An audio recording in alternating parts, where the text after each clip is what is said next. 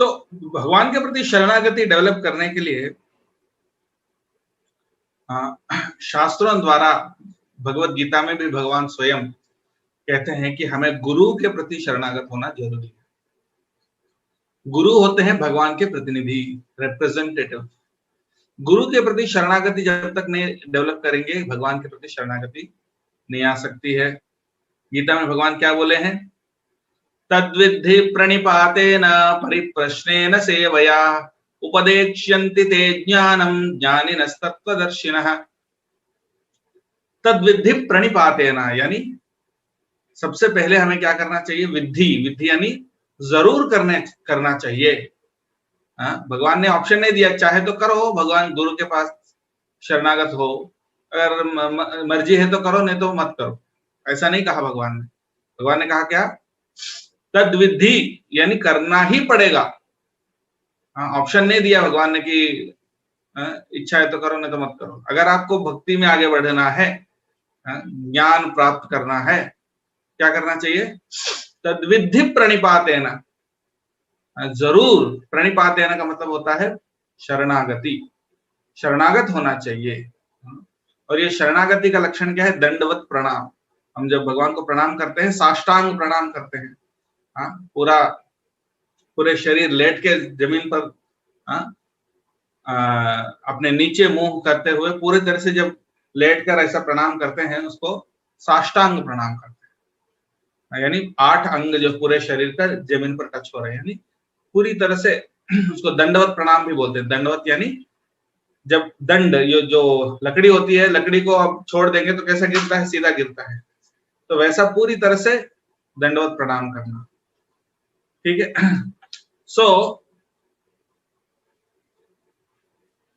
तो दंडवत प्रणाम यानी शरणागति का एक सिंबल है, यानी उसका एक सिम्टम है, साष्टांग दंडवत प्रणाम करना। तो प्रणिपातेन का मतलब यह है कि पूर्ण शरणागति, गुरु के पास जब जाते हैं, शरणागत होकर जाना। सिर्फ गीता में ही नहीं, कई जगह पर, उपनिषदों में, भागवत में, हर जगह बताया गया है कि गुरु के पास शरणागत होना जरूरी है। और शरणागत होकर क्या करना चाहिए? प्रणिपातेन परिप्रश्नेन सेवया। परिप्रश्नेन यानी प्रश्न पूछना चाहिए। कैसे प्रश्न? परिप्रश्न, परिप्रश्न का मतलब होता है बहुत आदर सम्मान के साथ जो प्रश्न पूछा जाता है, आदर सम्मान सहित जो प्रश्न है, ये होते हैं परिप्रश्न। ऐसा नहीं कोई चैलेंजिंगली डिमांड करते हुए, आपको पता है तो बताओ, हम देखेंगे आपको कितना पता है, आपको कितना नॉलेज है, इस तरह से नहीं। परिप्रश्न यानी बहुत नम्रता पूर्वक, अगर आप हमें योग्य समझते हैं तो कृपया इस प्रश्न का जवाब दीजिए, इसको बोलते हैं परिप्रश्न। अर्जुन ने भी उसी प्रकार प्रश्न किया गीता में भगवान कृष्ण से। कैसे प्रश्न किया? 11वें अध्याय में आता है, मन्यसे यदि तच्छक्यं मया द्रष्टुमिति प्रभो योगेश्वर ततो मे त्वं दर्शयात्मानम् अव्ययम्। बोलते हैं कि हे भगवान, अगर आपको लगता है कि मैं योग्य हूं आपका विश्वरूप का दर्शन करने के लिए, तो कृपया, अगर आपको लगता है कि मैं उसको देखने लायक हूं, तो कृपया आप अपने विश्वरूप को दिखाइए। डिमांड नहीं किए, अगर आप भगवान हो तो दिखाओ ना, अपना विश्वरूप दिखाओ, मैं चेक करता हूं। इस तरह से डिमांड नहीं किया उन्होंने, बहुत हम नम्रता पूर्वक रिक्वेस्ट की। तो इसको बोलते हैं परिप्रश्न। और गीता में भी, भागवत में भी परीक्षित महाराज सुखदेव गोस्वामी को बहुत नम्रता पूर्वक उन्होंने निवेदन किया कि कृपया हमें बताइए। तो इस प्रकार से इसको बोलते हैं परिप्रश्न। और सही प्रश्न भी होना चाहिए। ऐसा नहीं कि मेरा बेटा का नौकरी नहीं लग रहा है, उसके लिए क्या करें, या मुझे लॉटरी जीतना है तो उसके लिए क्या करें। ऐसा भौतिक समस्याओं के सवाल नहीं करना। यानी आध्यात्मिक जीवन से संबंधित, भक्ति से संबंधित, भक्ति में कैसे आगे बढ़ना, भक्ति में कैसे प्रगति करना, उससे संबंधित जो प्रश्न है वो प्रश्न पूछना चाहिए। परिप्रश्न इसको कहते हैं। फिर तीसरा क्या है? सेवया। सेवया यानी सेवा भी करना चाहिए, गुरु की सेवा करना चाहिए, अपने शरीर, मन और वाक्य से जितनी सेवा हमसे हो सकता है उतना सेवा करना चाहिए। तो तद्विधि प्रणिपातेन यानी शरणागति, परिप्रश्नेन यानी नम्रता पूर्वक प्रश्न करना, और सेवा, ये 3 चीजें करना चाहिए। तब क्या होगा? उपदेक्षन्ति ते ज्ञानम ज्ञानिनस्तत्त्वदर्शिनः, यानी तब वो ज्ञान का उपदेश करेंगे, गुरु ज्ञान का उपदेश करेंगे। और भी कई जगह पर इस तरह के श्लोक हैं। बताया, आचार्यं मां विजानीयां नावमन्यतः कर्हिचित्, नमत्य बुद्ध्या सूयेत सर्वदेवमयो गुरुः। उपनिषदों में बताया गया है कि आचार्यं मां विजानीयां, आचार्य को मेरे समान मानो, न अवमन्यत कर्हिचित्, कभी भी उनका अपमान मत करो, नमत्य बुद्ध्या असूयेत, उनको साधारण व्यक्ति समझकर उनके प्रति ईर्ष्या द्वेष मत करो, क्योंकि सर्वदेवमयो गुरुः, गुरु के अंदर सभी देवता वास करते हैं। मेरे समान है, इस प्रकार से सम्मान करो।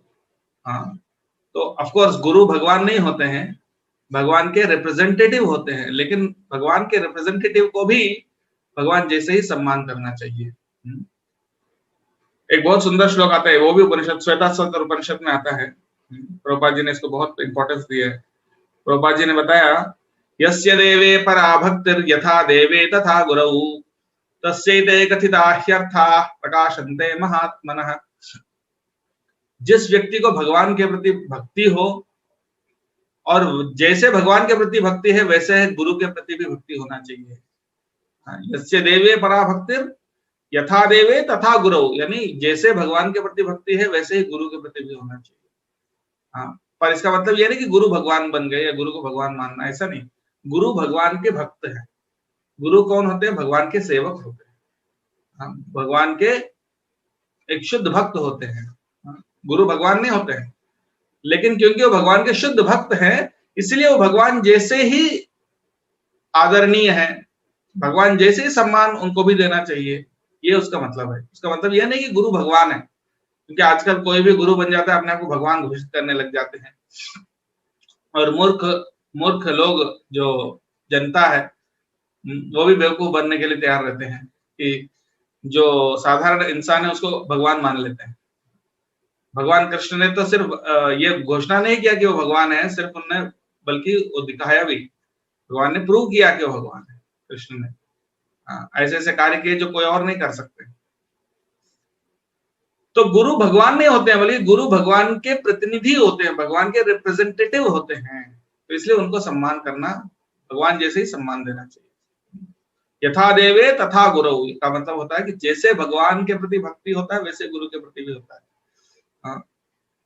उसके बाद बोलते हैं, तस्यैते कथिता ह्यर्थाः प्रकाशन्ते महात्मनः, उसी को सभी वेदों का सार समझ में आता है जो ऐसा शरणागत होता है। तो इस प्रकार से और भी बहुत सारे श्लोक है शास्त्रों में जो बताते हैं। वैष्णव भजन में भी बताया गया है, आश्रय लोहिया भजे तारे कृष्ण नाहि त्यजे, आर सब मरे अकारण।